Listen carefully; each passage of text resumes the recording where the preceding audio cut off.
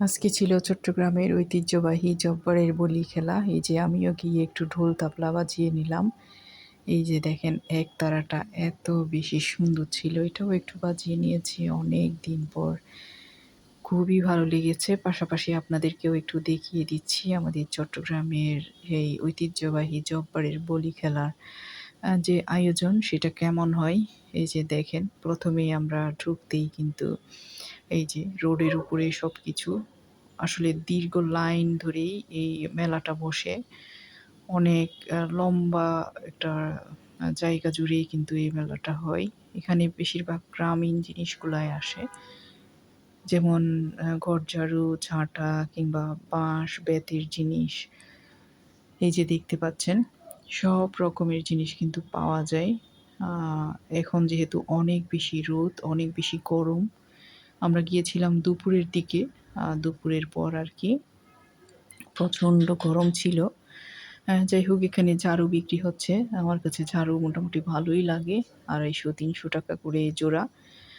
পাশাপাশি বেতের, বাঁশের জিনিসগুলোও মোটামুটি ভালো। তবে দাম কম না। দাম মোটামুটি আগের মতোই কিংবা আরো একটু বেশি। এই যে হাত পাকা বিক্রি হচ্ছে ৳২৫০ করে। গরমের দিনে তো হাত পাকা প্রয়োজন হয় বেশিরভাগ মানুষেরই। এই যে সবাই কেনাকাটা করছে টুকিটাকি। বিশেষ করে এই যে বাঁশের, বেতের জিনিসগুলাই সবথেকে সুন্দর। পাশাপাশি এরকম এই যে সেকেন্ড হ্যান্ড এর যে কাপড়-চোপড় সেগুলোও বসেছে মেলাতে। এখানে মোড়া আছে, মোটামুটি দাম আছে এগুলার। এই যে দেখেন এত বেশি ভিড় এখানে আমি নিজেই আসলে হিমশিম খেয়ে যাচ্ছি আপনাদেরকে আ কিভাবে দেখাবো।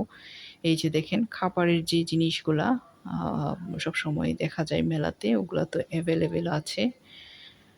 তারপর হচ্ছে এই যে ফুলের জিনিস দেখতে পাচ্ছেন। ফুলের বিভিন্ন রকমের টব আর হাত পাকা তো অনেক রকমের বের হয়েছে। নতুন, নতুন ডিজাইনের খুবই সুন্দর, সুন্দর হাত পাকা দেখা গিয়েছে।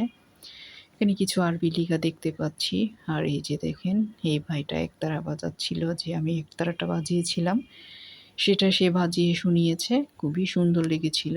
যাই হোক এরপরে হচ্ছে চাচা ঢোল বাজাচ্ছে। সেও একটু ঢোল বাজিয়ে শোনালো আমাকে।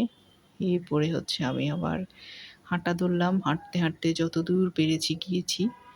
তবে শেষ পর্যন্ত যেই মূল যে বলি খেলা, যে বলিরা যেই বলি ধরে, সেই জায়গাতে গিয়ে কিন্তু ভিড়ের তোপে পড়েছি। যে দেখেন এত বেশি ভিড় এখানে ঢোকার কোনো স্কোপ নেই।